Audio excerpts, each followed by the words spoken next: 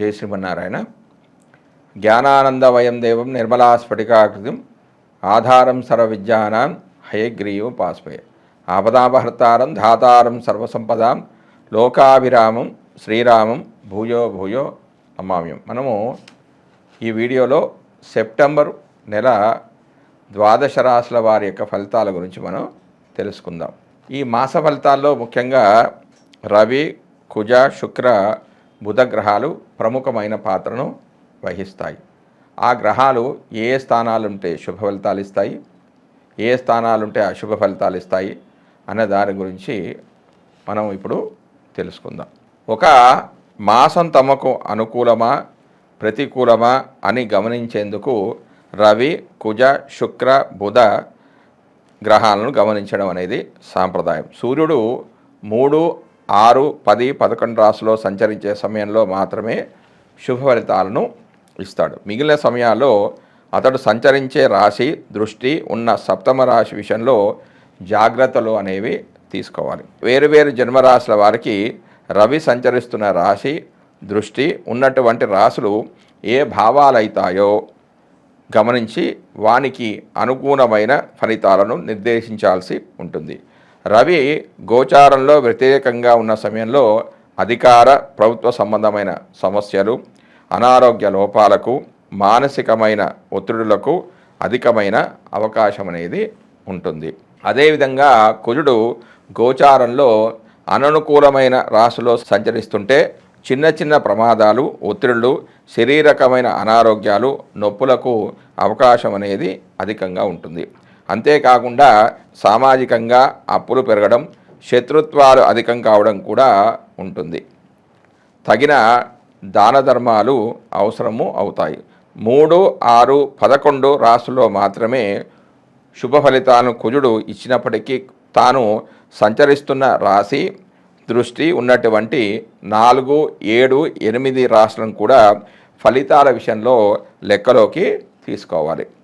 బుధుడు గోచారంలో అననుకూలమైన ప్రదేశాల్లో ఉన్నప్పుడు, అంటే వ్యతిరేక స్థానాల్లో ఉన్నప్పుడు వ్యాపారాదుల్లో లోపాలకు అధికమైన అవకాశం అనేది ఉంటుంది. ఎక్కువగా నష్టాలు వచ్చే అవకాశం అనేది ఉంటుంది. పెట్టుబడులు అనేవి ఫలించవు, స్ఫురణ శక్తి అనేది లోపిస్తుంది, శారీరక చైతన్యం తగ్గిపోయే అవకాశాలు సూచనలు కూడా ఉన్నాయి. కొంత బలహీన మనస్తత్వం, ఆలోచన తత్వంలో లోపాలకు అవకాశం అనేది ఎక్కువగా ఉంటుంది.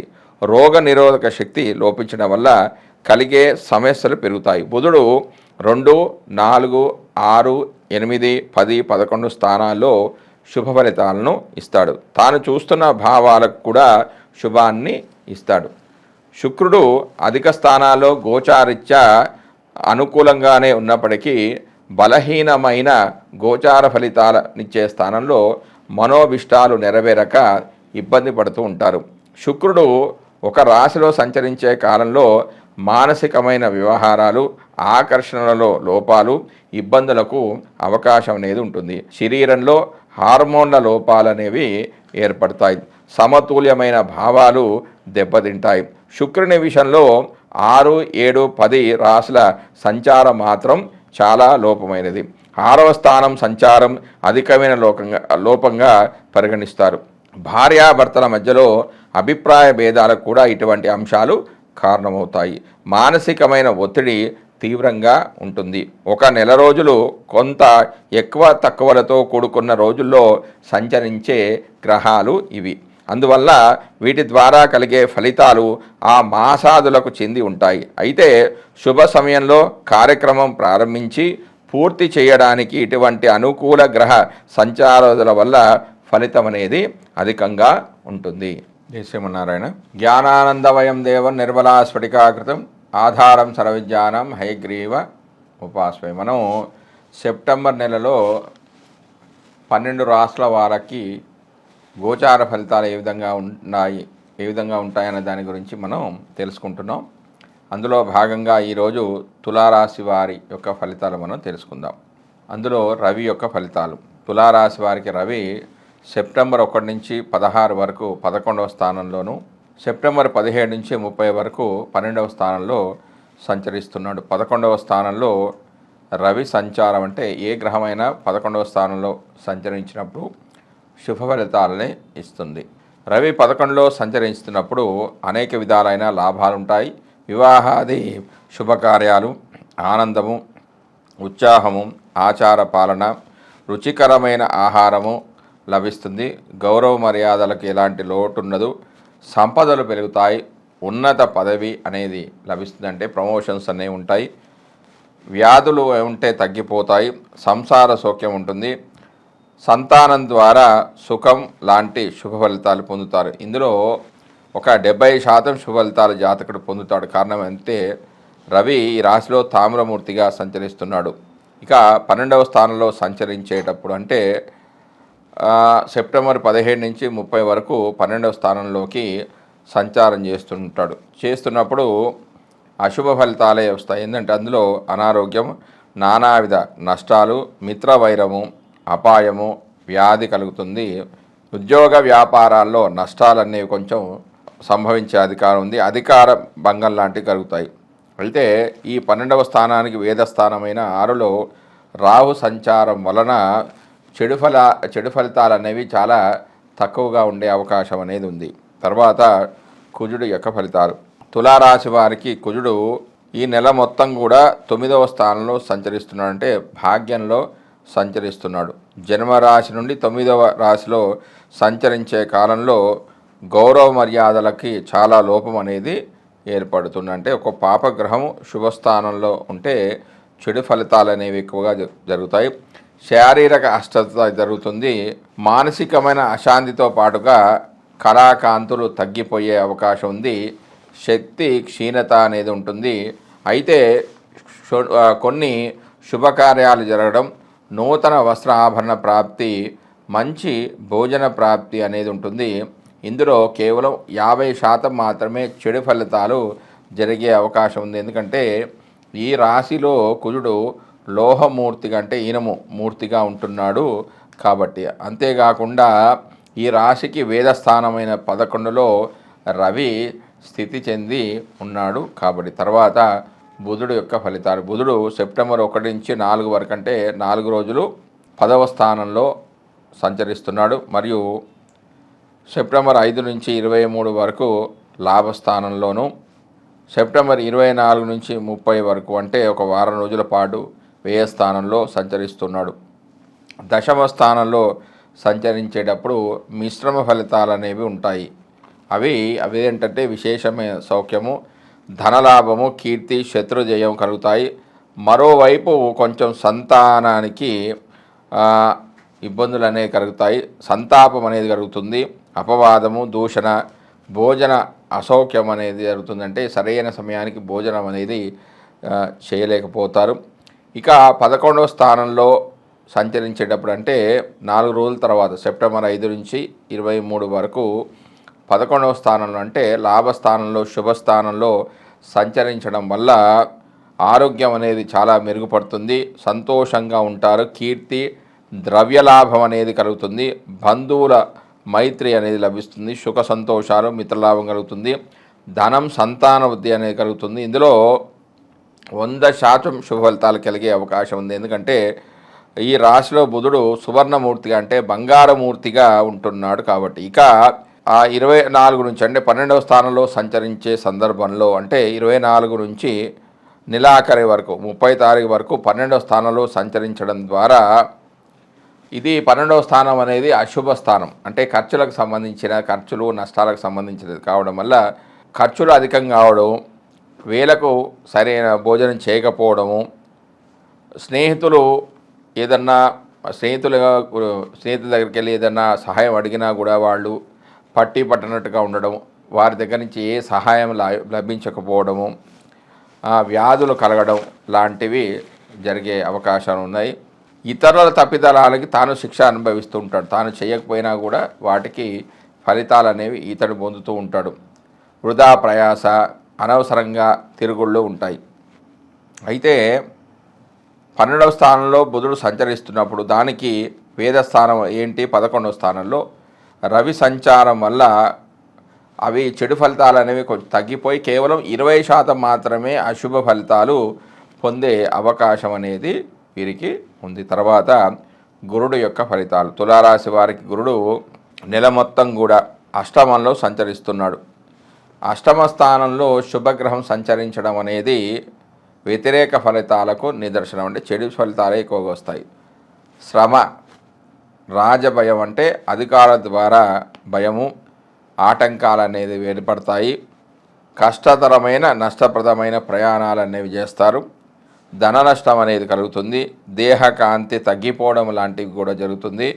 ఇందులో అతి తక్కువ కష్టాలు, ఇబ్బందులు అనేవి కలిగే అవకాశం ఉంది. కారణం ఏంటంటే ఈ 8వ స్థానానికి వేదస్థానమైన 11లో పాపగ్రహమైన రవి ఉండడం వల్ల, మరియు గురుడు ఈ రాశిలో లోహమూర్తిగా ఉన్నాడు కాబట్టి కేవలం 20% మాత్రమే శుభ ఫలితాలు కానీ పాప ఫలితాలు కానీ కేవలం ఒక 20% మాత్రమే జరిగే అవకాశాలు ఉన్నాయి. తర్వాత శుక్రుడి యొక్క ఫలితాలు.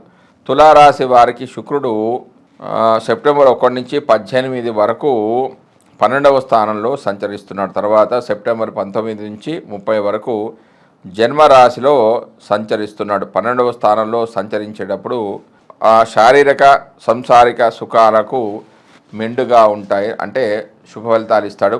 నూతన వస్త్రాభరణ ప్రాప్తితో పాటుగా మంచి ధనాదాయం, ఉన్నత పదవులను పొందే అవకాశం ఉంటుంది. తన చుట్టూ ఉన్న వారితో గొడవలు పడకుండా ఉండడం ఉంటే చాలా మంచిది.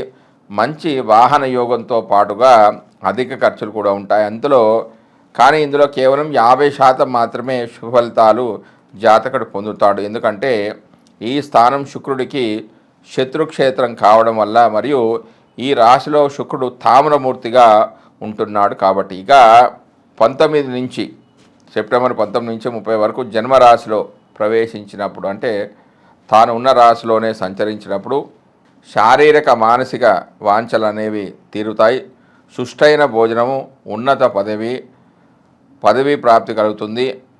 సువాసన ద్రవ్యాలు మరియు విలాస వస్తువులను ఉపయోగించడం, గృహోపకారాలు కొనడం మొదలైన సుఖానుభవ జీవితం లభిస్తుంది.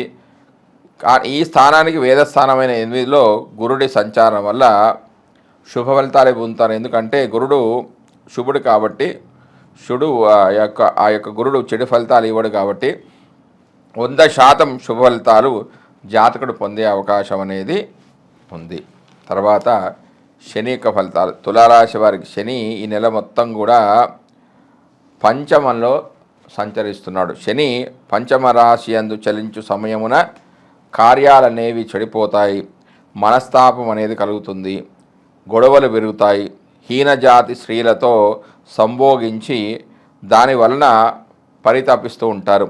అశాంతి, సంతాన నష్టం, వివాహార భంగము, గొడవలు, చిత్తభ్రమ అనేది జరుగుతుంది. సంసారానికి దూరం కావడం వంటివి జరుగుతాయి. కానీ ఈ పంచమ స్థానానికి వేదస్థానం మీద 11లో రవి సంచారం వలన రవి తన సొంత ఇంట్లోనే ఉండడం చేత అతి తక్కువగా చెడు ఫలితాలు కలిగే అవకాశం ఉంది.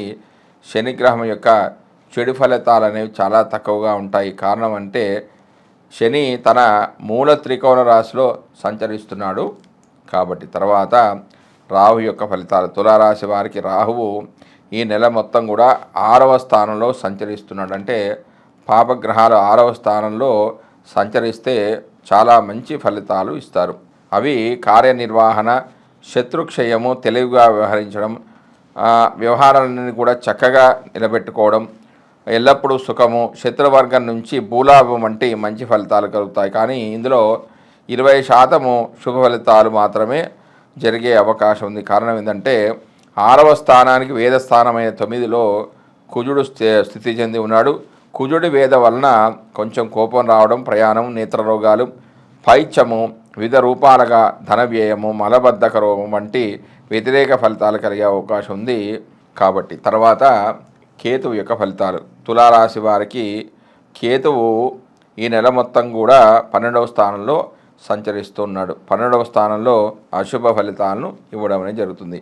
దారిద్రము, ధననాశనము, నేత్ర బాధలు, శత్రు భయము, అన్ని కార్యక్రమాల్లో విఘ్నాలు కలగడము, స్థాన చలనం కలగడం అంటే ఒక దగ్గర నుంచి తను ఉన్న స్థానం నుంచి వేరే చోటికి వెళ్ళిపోవడం, రావలసిన లాభాలకు ఆటంకాలు అనేవి ఏర్పడడం, అనవసరమైన ప్రయాణాలు వంటివి జరుగుతాయి. ఇందులో 50% మాత్రమే చెడు ఫలితాలు జరిగే అవకాశం ఉంది. కారణం ఏంటంటే ఈ రాశిలో కేతువు లోహమూర్తిగా సంచారం చేస్తూ ఉన్నాడు. కాబట్టి ఇప్పుడు ఈ తులారాశికి అధిపతి శుక్రుడు.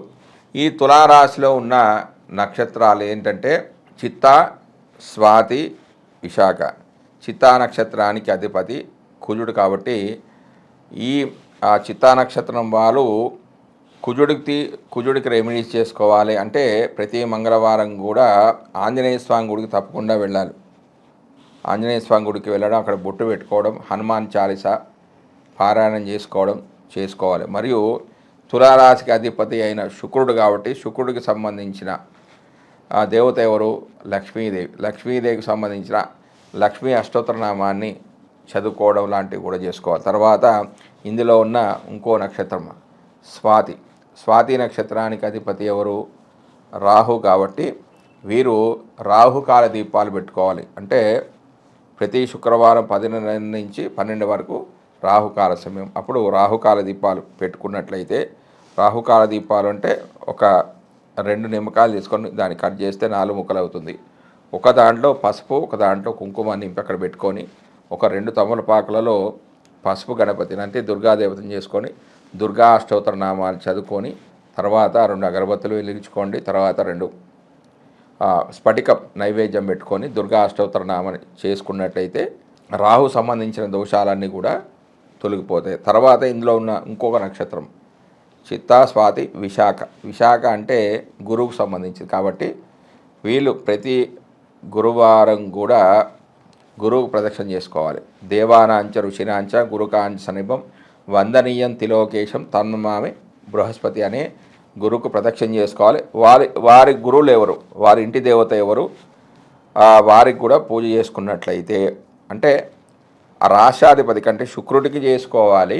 గురువు కూడా ప్రదక్షిణ చేసుకున్నట్లయితే తులారాశి వారికి మంచి ఫలితాలు అనేవి వస్తాయి. జై శివనారాయణ.